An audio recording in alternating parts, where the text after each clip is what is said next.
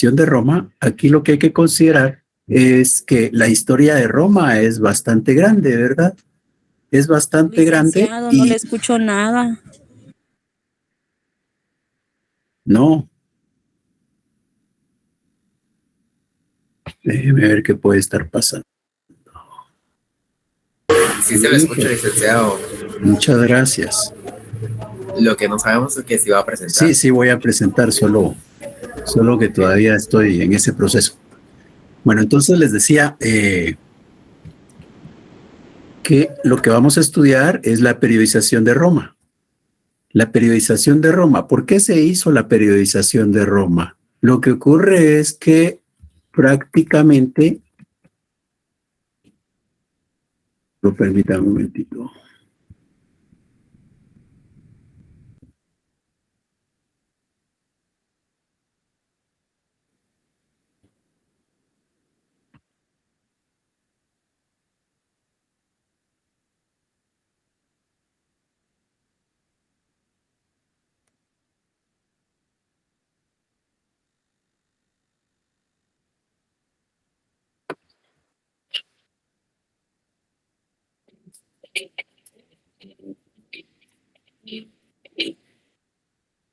Solo hombre.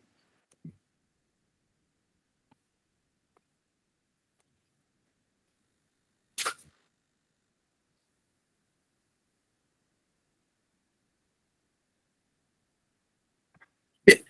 Hablábamos de la periodización de Roma. ¿Por qué la periodización de Roma? Lo que ocurre es que Roma prácticamente tiene un periodo de alrededor de 1300 años. ¿Qué pasa en 1300 años? En 1300 años muchas cosas van a ocurrir. Tantas cosas van a ocurrir que nosotros podemos decir que allá en Roma podemos marcar tres grandes momentos. Y esos tres grandes momentos los vamos a considerar partiendo de cuál era la estructura política de Roma. Esa estructura política no es antojadiza, no es que a cada romano o a algún romano en particular se le haya ocurrido en un momento determinado, así es como vamos a actuar o así nos vamos a organizar políticamente. No, ahí hay todo un contexto social y económico que es el que va a incidir esas relaciones, esas contradicciones de grupos sociales son las que van a conducir a que poco a poco Roma vaya sufriendo modificaciones políticamente. Y obviamente esa situación política va a hacer que el derecho también sufra cambios. Entonces, hacia eso es que vamos a orientar nosotros el estudio ahora. Vamos a hablar de esos tres periodos. ¿Y cuáles son esos tres periodos? El primero se conoce como la monarquía, el segundo como la república y el tercero como el imperio. Cada uno de estos periodos tiene sus propias características. Hoy nosotros vamos a concentrarnos en el primero, en el de la monarquía. La monarquía prácticamente es la que nos va a marcar las características de Roma desde su momento de fundación hasta más o menos por ahí unos 500 años, pero eso lo vamos a ver con menos de 500 años, perdón. Vamos a ver algunos detalles al respecto ahora. Entonces les voy a compartir un video para poder considerar cómo era Roma socialmente, cómo era Roma en el ámbito de la economía y por qué es que esa situación socioeconómica va a marcar que ahí lo que exista es un rey. También vamos a ver cómo es que llega un momento en el cual dicen los romanos, tener a un rey como máxima autoridad no va a ser suficiente. Hay que producir un cambio y así es como vamos a llegar al segundo periodo. Pero por ahora concentraremos nuestra atención en el primer periodo, en el periodo de la monarquía. Entonces les comparto para poder estudiar el tema de la monarquía.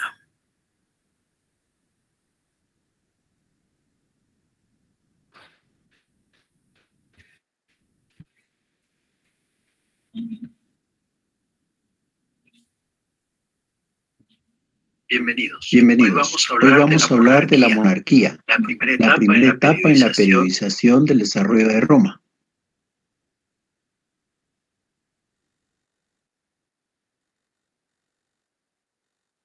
En ese momento de la monarquía, Roma únicamente ocupa parte del territorio que hoy es Italia, la parte que está acá con un color claro. Como nos podemos dar cuenta, esa Roma estuvo integrada fundamentalmente por tres tribus. Los etruscos en la parte norte, en tanto que los sabinos y los latinos en la parte sur de ese territorio.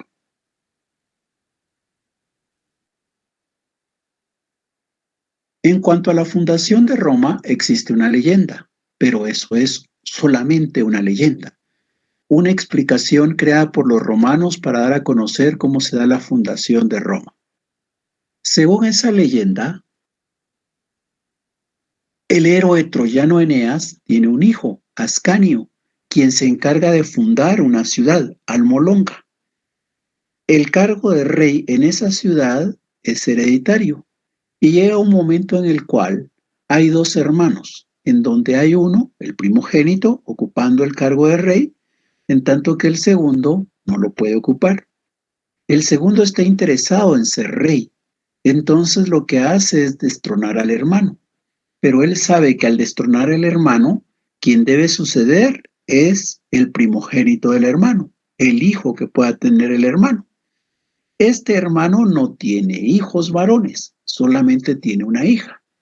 Si esta hija llega a tener un hijo, ese nieto del rey sería el que ocupa el trono. Entonces viene este hermano y para evitar que la hija tenga descendencia, la ingresa a una actividad religiosa en donde se exige la virginidad. Sin embargo, hay un dios mitológico que se encarga de hacer que esta hija tenga descendencia. Va a tener dos hijos, Rómulo y Remo. La madre, tratando de protegerlos para que no vayan a ser asesinados por su tío, los coloca en un cesto, luego en un río. Este cesto queda atrapado en las piedras, los bebés son rescatados por una loba, quien los amamanta. Después es una familia campesina quien se hace cargo de cuidar a los niños. Como es leyenda, de igual manera no se sabe cómo, Rómulo y Remo llegan a conocer su origen, regresan a la tierra en donde nacieron, ocupan el trono, pero en su momento deciden fundar una ciudad allá donde fueron rescatados. Cuando regresan a ese territorio en donde se va a fundar Roma, están los dos hermanos discutiendo sobre dónde debe fundarse esa nueva ciudad. Y en esa discusión toman en consideración dos posibles montes para poder ubicarla y van a elegir aquel en donde puedan pasar más aves. En esa discusión, en esa apuesta, gana Rómulo, quien define cuál será el territorio de la nueva ciudad y amenaza con que aquel que cruce ese territorio será muerto. Remo decide atravesar la línea definida por Rómulo, lo que hace que Rómulo cumpla su promesa, mata a su hermano, quedando así solamente Rómulo como el rey fundador de Roma. Esa leyenda que se representa en este monumento lo podemos encontrar en varios lugares del mundo. Acá en Guatemala, por ejemplo, también tenemos este monumento cerca de la Municipalidad de Guatemala, desde 1961. Han existido ocasiones en que se quiere mover este monumento y eso ha traído como consecuencia algunos problemas de carácter diplomático.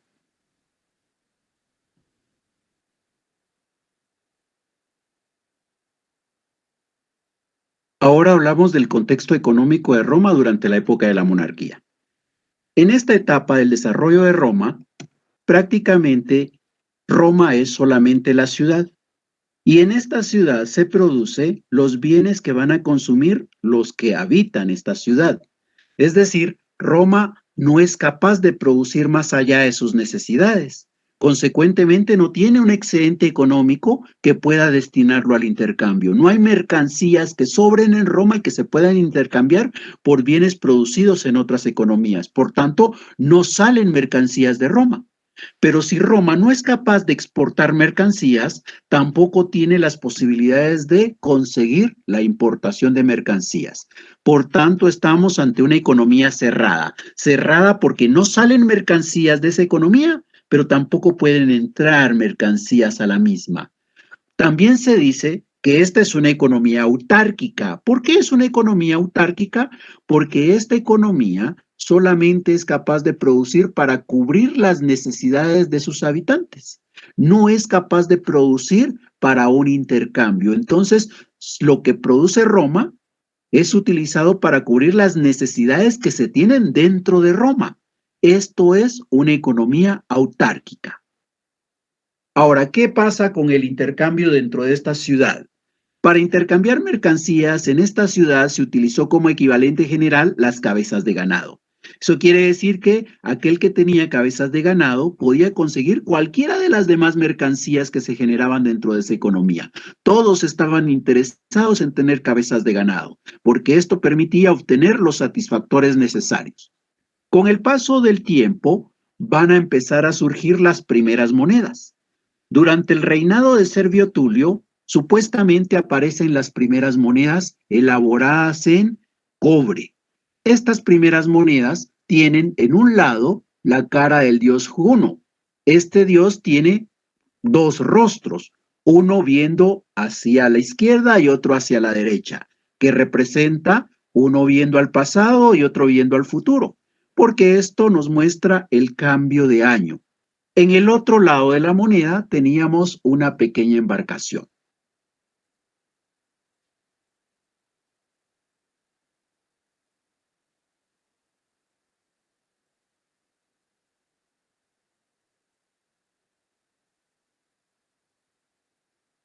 En cuanto al contexto social,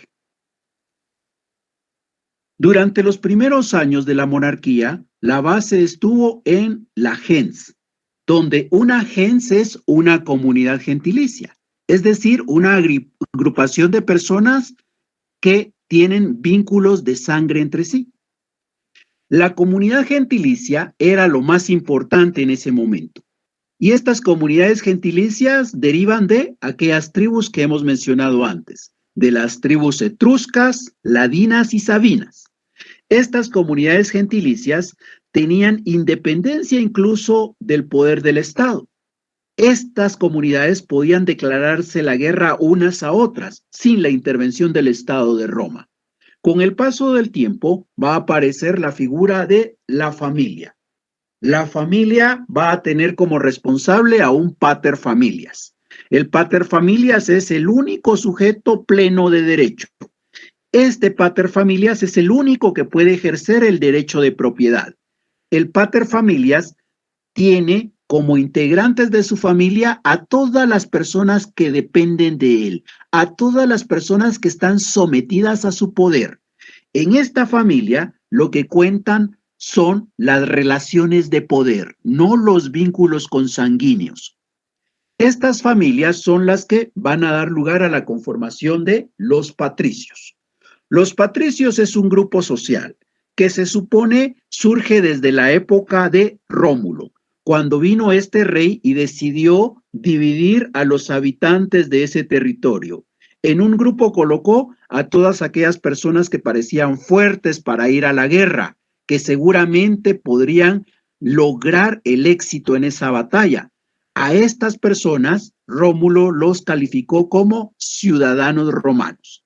A todos los demás, aquellos que eran débiles, aquellos que seguramente no iban a lograr un triunfo militar, los consideró plebeyos.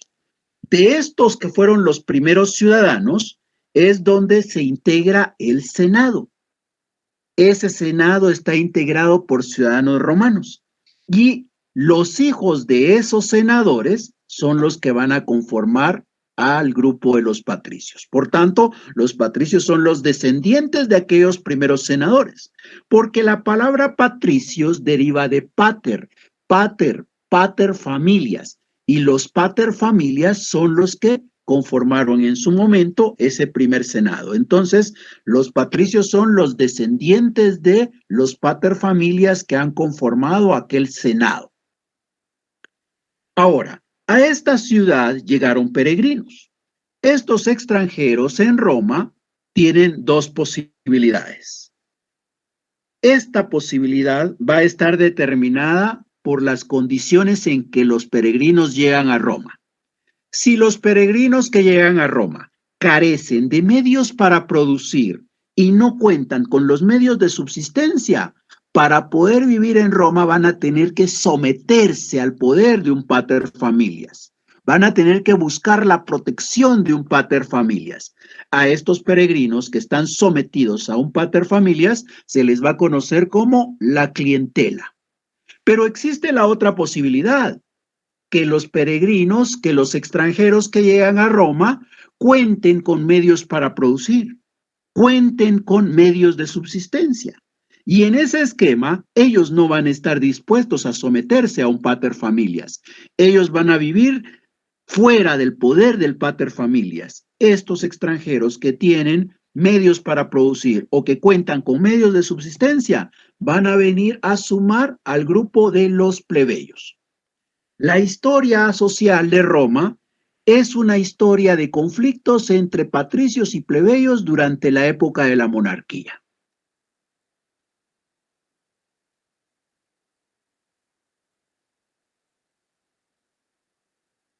Contexto político.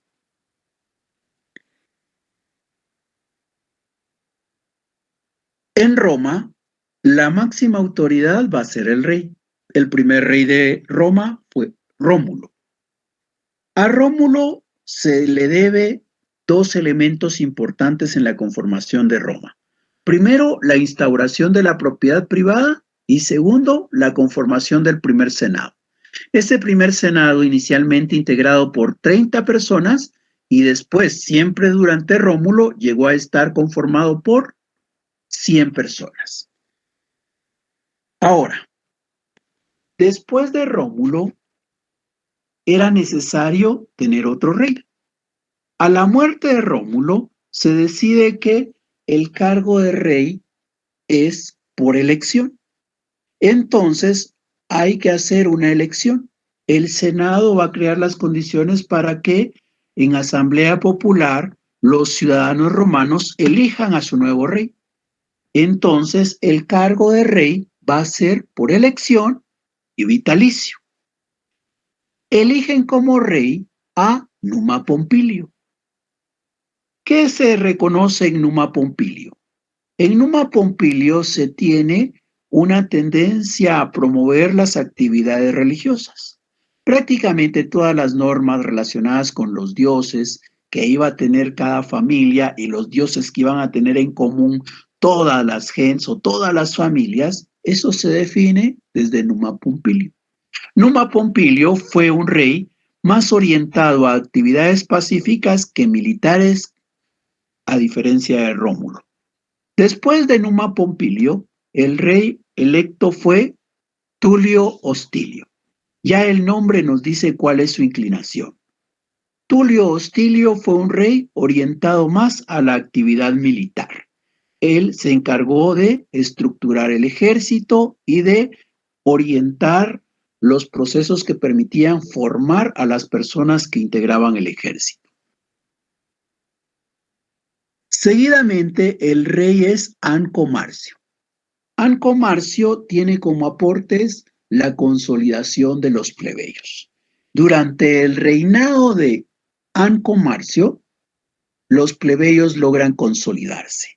Esto es de preocupación para los patricios, porque es el grupo social con el cual tienen contradicciones.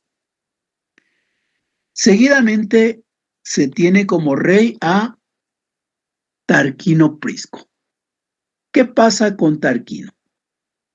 A Tarquino se le debe otra vez actividades militares y la construcción de obras.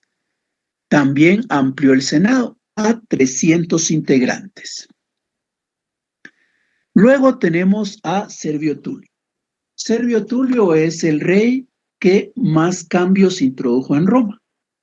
Servio Tulio tenía un origen plebeyo y eso hace que, de alguna manera, cuando toma sus decisiones, estas sean favorables para los plebeyos o para los grupos desposeídos.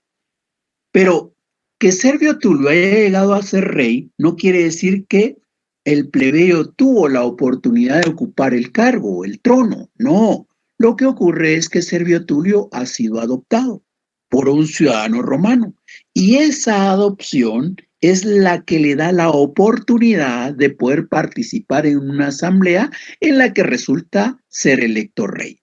Entonces, Si bien su origen es plebeyo, él participa en la asamblea en la calidad de ciudadano romano, es decir, como un patricio. Ahora, Servio Tulio, como decíamos, ¿qué medidas toma? Primero, continúan las actividades militares, pero también se dedica a la construcción de grandes obras. Algo importante acá es que para construir grandes obras se necesita de recursos para el Estado. ¿Y de qué manera se agencia Servio Tulio de recursos para el Estado? Servio Tulio lo que hace es el primer censo para Roma, pero el censo no iba orientado a determinar realmente solamente cuántos ciudadanos hay en Roma. El censo lo que buscaba era registrar a quiénes eran los ciudadanos, cómo estaban integradas las familias y qué riqueza tenía cada una de estas o cada uno de los paterfamilias que dirigían estas. ¿Para qué se preocupó Servio Tulio en conocer la riqueza que cada paterfamilias tenía? Porque resulta que en función de la riqueza que cada uno de estos ciudadanos tenía, es que iba a hacer su aporte al Estado. El que más riqueza tenía, más iba a aportar al Estado. Igual iba a ser en la actividad militar. El aporte de hombres para la guerra estaba en función de la riqueza que se tuviera. Medidas como estas preocuparon a aquellos grupos sociales con bastantes recursos en Roma, porque podría interpretarse que Servio Tulio se estaba inclinando a favorecer a los plebeyos o a los grupos poco afortunados económicamente. Bajo esas circunstancias, llega un momento en el cual los patricios de acaudalados empiezan a presionar y saben que Servio Tulio ya no debe seguir siendo el rey, pero como el cargo es vitalicio, lo único que hay que esperar es que él muera. Entonces ellos van a contribuir a que este suceso se dé pronto. Servio Tulio es asesinado. Y luego se elige como rey a Tarquino el Soberbio. Tarquino el Soberbio es un tirano y por tanto se suponía que por ese carácter iba a lograr mantener sojuzgados a los plebeyos, aquellos que se habían consolidado desde Anco Marcio y que de alguna manera parecía que Servio Tulio los había apoyado. Entonces era necesario tener un poder que permitiera mantener en control a este grupo. Sin embargo, ser tirano, si bien es cierto, podía implicar ese carácter, también contribuyó a que se hiciera un desorden en Roma.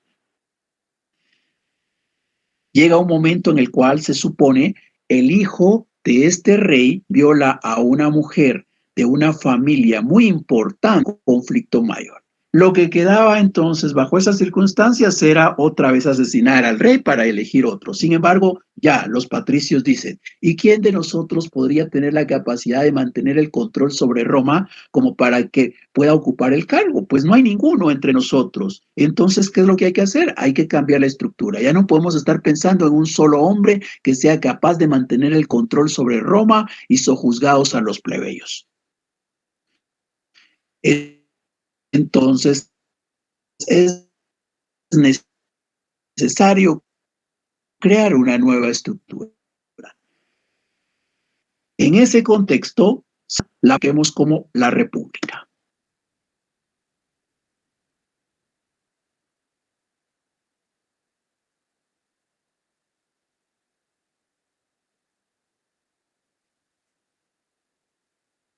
En cuanto a las fuentes del derecho durante la monarquía, ¿de dónde surgía, de dónde brotaban los derechos y obligaciones en la época de la monarquía? En la época de la monarquía, la fuente de derecho reconocida es la costumbre, mores maiorum. La costumbre es la fuente de derecho. Eso quiere decir que estamos en una época en la que lo que prevalece es el derecho no escrito, el jus non scriptum. Ahora, ¿esa costumbre cómo se forma? ¿Qué elementos tiene? La costumbre tiene dos elementos. Primero está la reiteración de conducta por parte de los individuos. Los individuos están repitiendo una conducta a tal punto que llega un momento en que nace en ellos un sentimiento. Ese es el segundo elemento. Nace el sentimiento de querer comportarse de la manera en que lo han hecho antes. Cuando nace ese sentimiento, cuando nace la convicción de que la práctica es jurídicamente obligatoria, estamos ante la costumbre. Entonces, hablar de que la costumbre es una fuente de derecho implica dos elementos. Implica que dentro de los ciudadanos romanos hubo una reiteración de conductas y que esa reiteración de conductas hizo que en cada uno de ellos naciera. Cuando eso ocurre, estamos ante la costumbre. La costumbre es la fuente de derecho durante la época de la monarquía.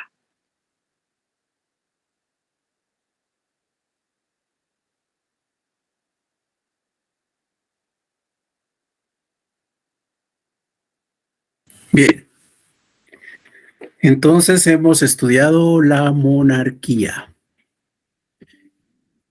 ¿Qué dudas nos surgen con relación a la monarquía?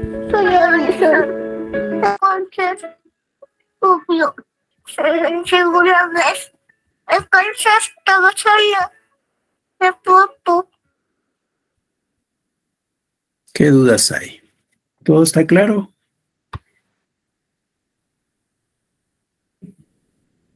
Sí, licenciado, está claro. Ya, muy bien. Entonces vayamos con las conclusiones. ¿Cuál es la fuente de derecho en la época de la monarquía? La costumbre. La costumbre. La costumbre, muy bien. Ahora, en otro contexto, ¿cuál es el conflicto social que caracterizó a esa época de la monarquía? Los plebeyos con los patricios. Muy bien, Rafael. Irving Estuardo tiene una duda. Así es, licenciado. Gracias. Por favor.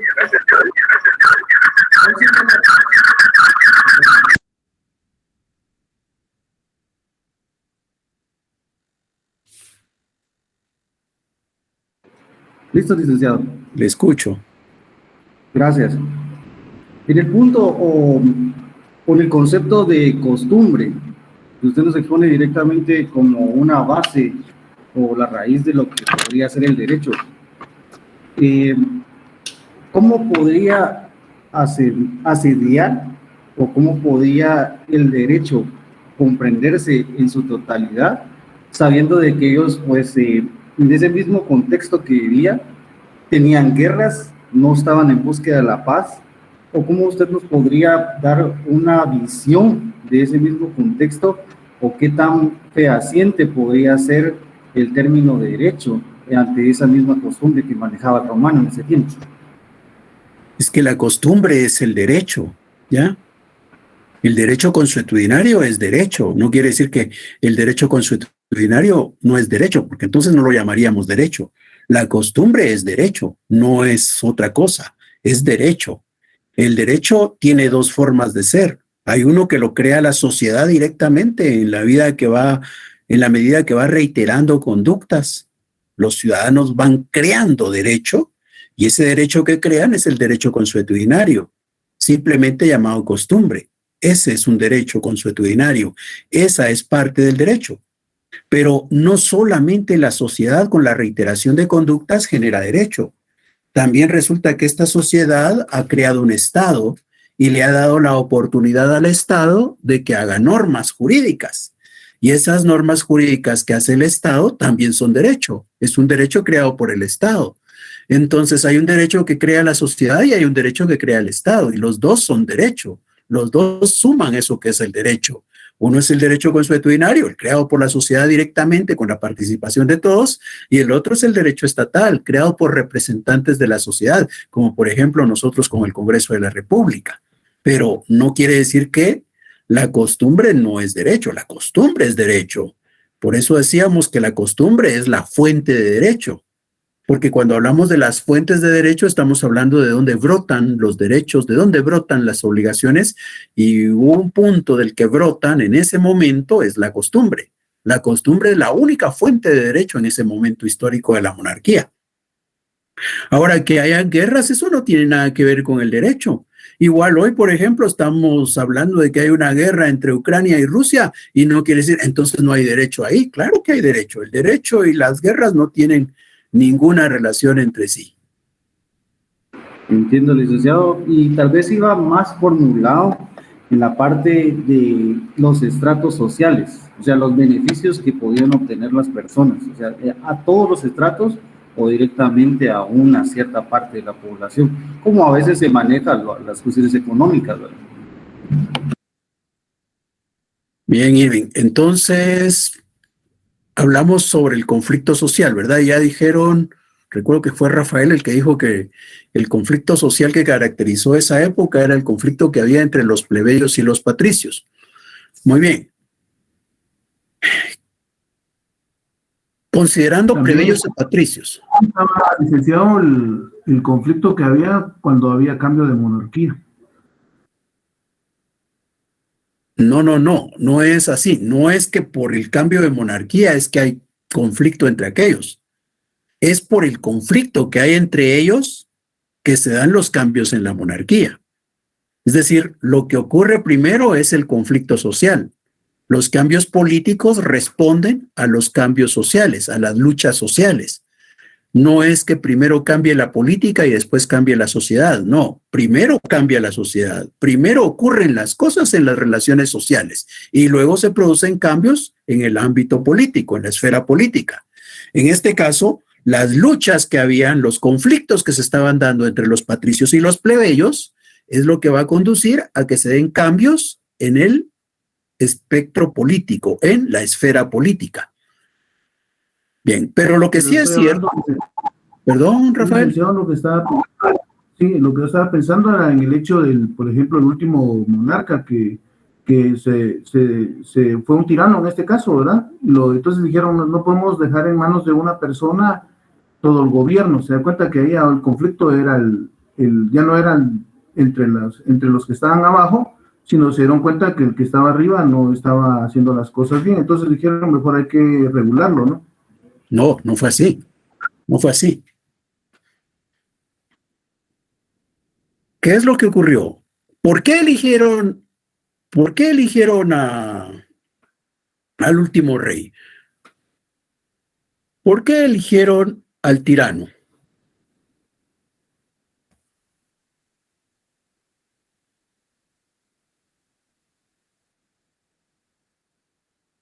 Muy bien, pero por eso... de los aportes tributarios. Veamos primero. Efectivamente, desplazan a Servio Tulio, lo asesinan, ¿verdad? Quitan a Servio Tulio del reinado porque está aparentemente inclinándose a favor de los plebeyos. Por eso lo quitan.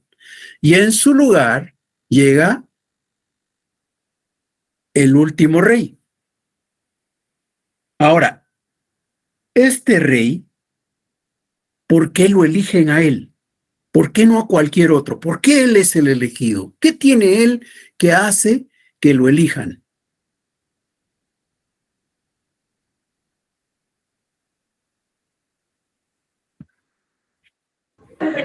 Tenía un Estaba de acuerdo con ellos, ¿no? No. A ver, la compañera estaba hablando. Ay, perdón. Sí, no. Yo creo que lo eligieron porque él era, su carácter era como más fuerte y entonces querían como ya no estar inclinada la balanza hacia los plebeyos, sino los patricios recuperar el poder. No sé si, así lo entendí, no sé si estamos bien. Sí, ahí vamos, en esa línea. Veamos. Si nosotros conocemos la historia de Guatemala, ¿por qué creen que hubo una época en donde solo los militares eran los que ocupaban el poder político? Si nosotros vemos la historia de Guatemala, todos los presidentes eran militares, porque eran los militares los que tenían el poder político. Porque tienen el armamento, licenciado. Porque en esa época se estaba viviendo dentro de Guatemala un conflicto armado interno. Había un conflicto armado interno. Como había un conflicto armado interno, lo que se les ocurrió a los de Guatemala, a los que tienen el poder en Guatemala, fue lo que necesitamos para mantener bajo control a estos rebeldes es alguien que sea fuerte, ¿verdad?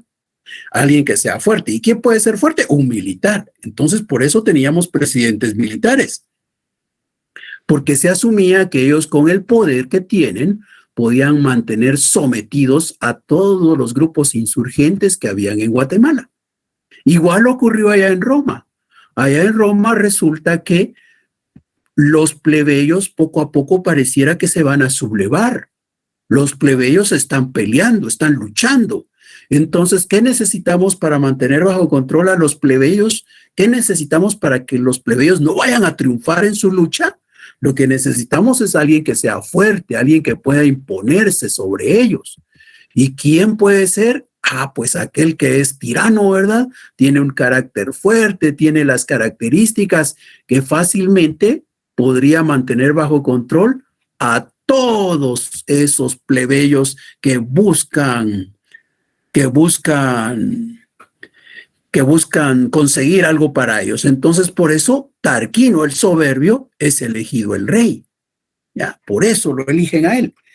Entonces, ¿qué nos está mostrando eso? Eligen a Tarquino y no por elegir a Tarquino es que se dio el conflicto. No, eligen a Tarquino para que mantenga el control en el conflicto, para que evite que se dé el levantamiento de los plebeyos, para eso. Pero se dan cuenta que Tarquino tampoco es capaz de mantener el control social. Ya los plebeyos, como hemos dicho, desde la época de Anco Marcio, prácticamente los plebeyos se han ido consolidando y las protestas, las luchas que ellos hacen cada vez son más fuertes. Prácticamente dicen los romanos, eso de pensar que nosotros vamos a tener a un rey que va a lograr sojuzgar a todos esos plebeyos es imposible. Un solo hombre romano no va a poder tener bajo control a tanto plebeyo que está queriendo hacer una insurrección. Entonces, ¿qué es lo que nos queda? Lo que nos queda es, pues no usemos a uno solo, usemos a varios ciudadanos romanos ejerciendo poder para tratar en conjunto, todos ellos, de mantener bajo control a todos los plebeyos. Entonces ya no va a ser un rey, sino va a ser un conjunto, ¿verdad? Y ese conjunto lo que implica es que se dejará atrás la monarquía y se llegará a la república.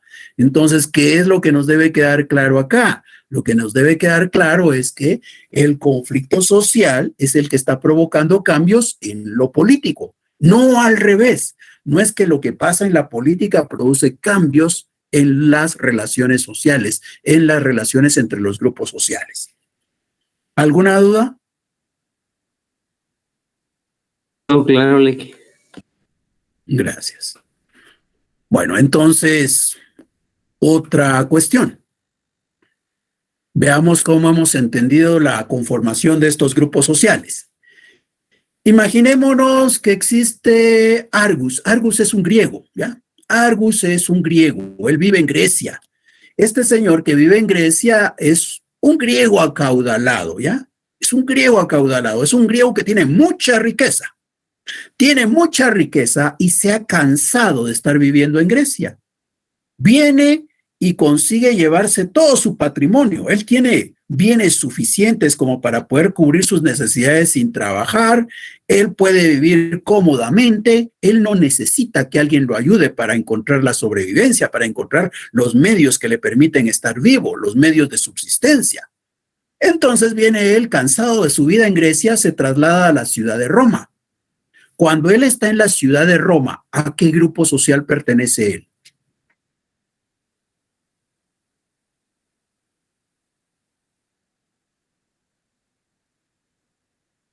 ¿A plebeyo, licenciado? Muchas gracias. Sí, Carlos, pertenece a los plebeyos, ¿ya? Este señor pertenece a los plebeyos. Obviamente él no puede ser patricio, ¿verdad? Aunque tenga mucha riqueza.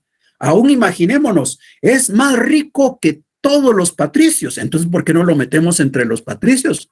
Simplemente porque los patricios son todos los descendientes de aquellos que eligió Rómulo en su momento para conformar aquel grupo, ¿verdad? Entonces vino Rómulo y dijo, yo voy a dividir a estos que somos Roma, y unos son patricios y otros son plebeyos. Los hijos de los patricios, pues serán patricios, los nietos patricios, los bisnietos patricios, todos los descendientes de aquellos que eligió Rómulo serán patricios, y todos aquellos que los dejó en el lado de plebeyos, los hijos, los nietos, los bisnietos y demás descendientes serán plebeyos. Para ser patricio habrá que ser hijo de aquellos que son de los fundadores elegidos por Rómulo. Aquel señor llega con mucha riqueza de Grecia, pero no porque es rico, no porque es acaudalado, ya forma parte de los patricios. Él sigue siendo plebeyo, ¿ya? Él será plebeyo en Roma. Será plebeyo porque no es descendiente de aquellos fundadores de Roma. Entonces, ese señor es plebeyo, efectivamente. Ahora imaginémonos otras circunstancias para este griego. Resulta que no es un griego acaudalado. Es un griego que va caminando en la ciudad de Grecia y resulta que no encuentra cómo subsistir, no encuentra cómo trabajar, no encuentra cómo obtener alguna riqueza. Se cansa de estar sufriendo las necesidades en Grecia y decide trasladarse en búsqueda de el sueño romano. Algo así como lo que podría ocurrir hoy, ¿verdad? Hoy de repente por ahí hay muchos guatemaltecos que ven que no encuentran una oportunidad, que no tienen la posibilidad de tener un empleo, que no tienen la posibilidad de conseguir un ingreso y piensan que yendo a los Estados Unidos podrían tener una oportunidad, el sueño americano. Bueno, pues imaginémonos ese contexto para el griego que está allá en Grecia, anda caminando, no encuentra oportunidad, y viene y se va a trasladar a la ciudad de Roma. Cuando este señor se traslada a la ciudad de Roma, ¿a qué grupo social pertenece?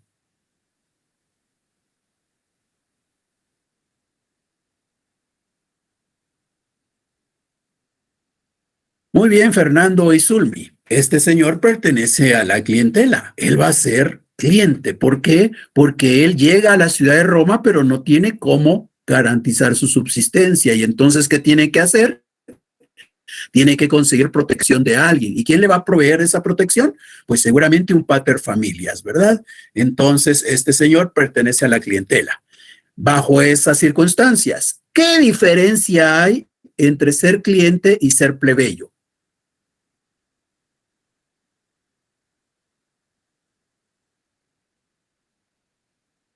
Sí, Kevin, Enrique Yol. Dígale ¿Qué diferencia hay? que no muy bien, no es que no es por mi intención, pero mientras se cortó mi señal ahorita. Ay, qué casualidad, ¿verdad? Flor de María Guillén.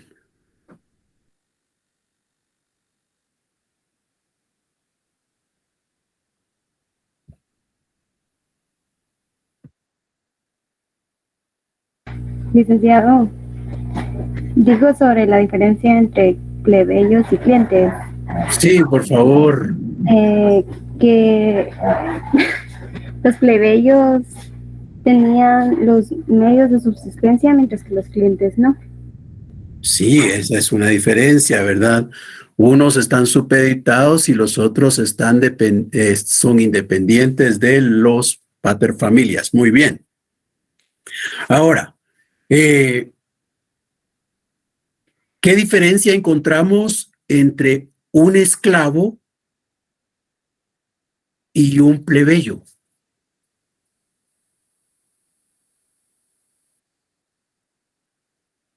Carlos Josué Ventura. A ver, licenciado, ¿cuál es la pregunta? Estaba ahorita aquí en mi trabajo, pero cuénteme. Oh, hay que estar atento. Si Gracias, no. Muchas gracias. Brandon Rafael.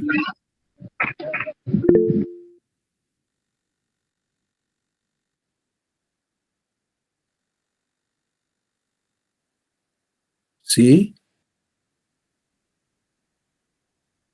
Muy bien, Brandon. Esa es la diferencia, ¿ya?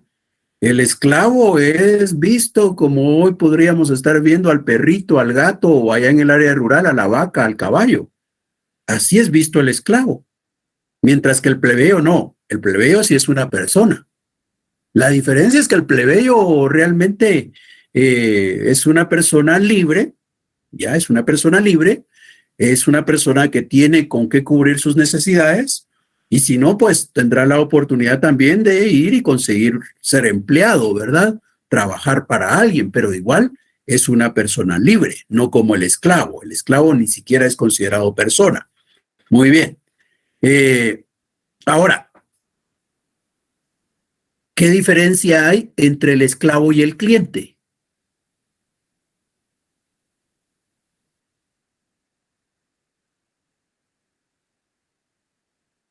Luis Fernando Álvarez. Que el cliente tiene la oportunidad de pedir como protección de un patricio. En cambio, el esclavo está obligadamente a trabajar. Sí, el esclavo no es libre, ¿verdad? El esclavo está atado. El esclavo depende totalmente del amo. Mientras que el cliente no, el cliente él se ha sometido, pero que se haya sometido no lo ha convertido en esclavo. El cliente no es un esclavo, el cliente es persona, el cliente es una persona libre, pero que como no cuenta con qué cubrir sus necesidades, está supeditado, está sometido a un pater familias, pero sigue siendo una persona libre. Bien, ahora que ya sabemos quiénes son personas y quiénes no son personas, la pregunta es, ¿quiénes son ciudadanos? Los plebeyos, licenciado.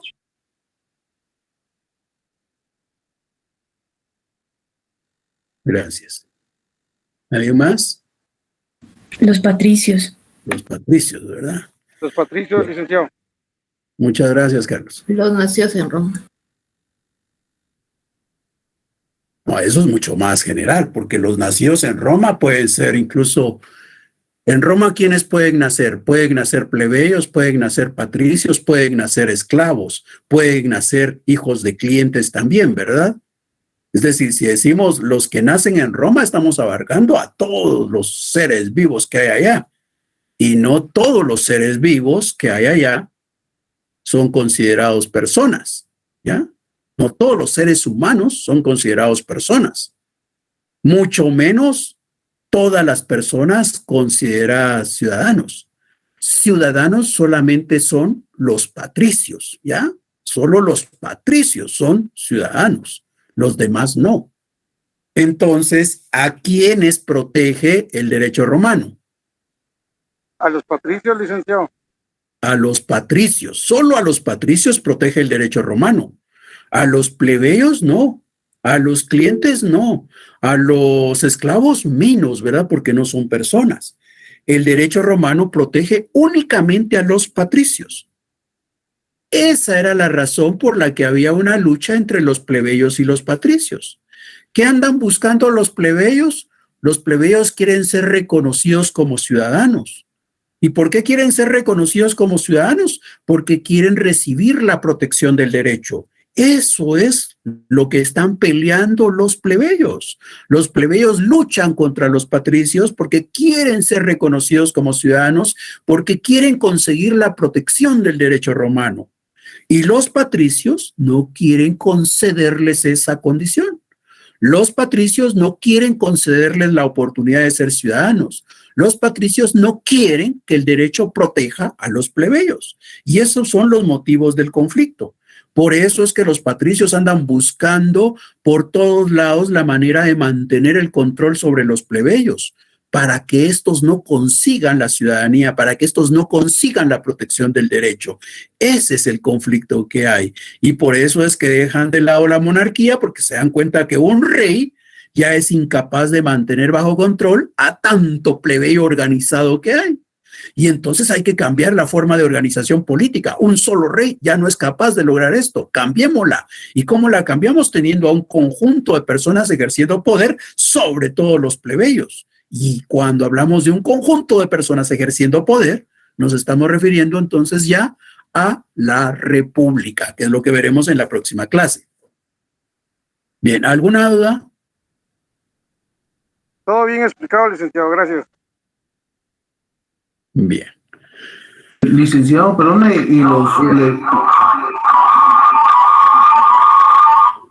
y disculpe, los plebeyos no podían adquirir la ciudadanía. No, no podían. Solo los patricios eran ciudadanos. Vimos el caso de Servio Tulio, ¿verdad? Servio Tulio era plebeyo. Servio Tulio era plebeyo y no obstante ser plebeyo, se volvió patricio. Y ya siendo patricio, pudo ser rey de Roma. Pero ¿qué es lo que hizo que Servio Tulio se convirtiera en patricio y luego en rey de Roma? ¿Qué le permitió volverse patricio a ese plebeyo? Que lo adoptaron. Que lo adoptaron, ¿verdad? Mediante la adopción convirtieron a Servio Tulio, un plebeyo, en un patricio. Pero un plebeyo como tal, por sí mismo, no puede volverse ciudadano de Roma, no puede ser patricio. Solo los descendientes de aquellos elegidos por Rómulo son los que van a ser patricios.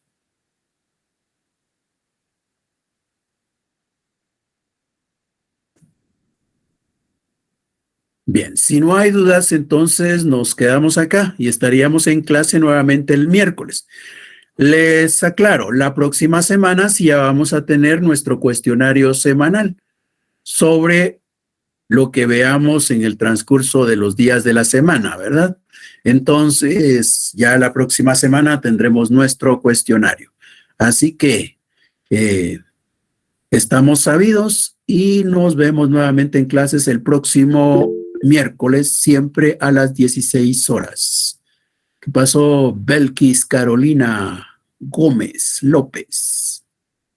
Licenciado, solo con una pregunta acerca de ese cuestionario que dice usted, es acerca de todo lo que hemos visto, pero no entiendo cómo vamos a hacer el cuestionario. ¿Me podría explicar, por favor? Usted lo contesta únicamente ahí con base a lo que se le quedó de la clase. No hay problema ahí. Ok, muchas gracias, licenciado. Eso será